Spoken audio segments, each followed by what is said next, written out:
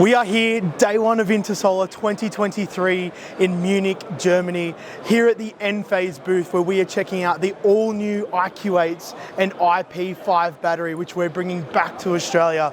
Come have a look. Okay, here we are, the new Enphase suite.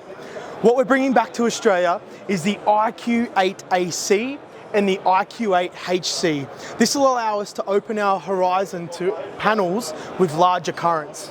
We're also bringing back the Enphase IP5 battery. This will work seamlessly with any Enphase system that we already have, as well as all new homes. We're pumped, check it out. Okay, it's time for me to take my Enphase hat off. Here we have AP Systems microinverter. Now, this particular microinverter is something that Enphase doesn't have just yet, and that is a true three-phase microinverter. Is it necessary or is it not? We'll let you be the judge. But what this microinverter is it's two panels to one microinverter. So this microinverter connects wirelessly to this gateway or controller, which gives you the monitoring on your system.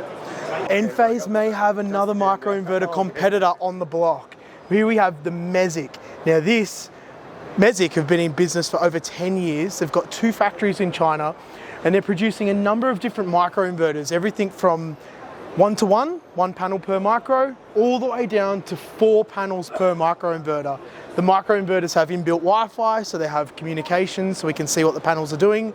I don't know why they have a button on the side though. I don't know who's pushing that under a panel, but stay tuned. Could be a competitor for Enphase. Time will tell.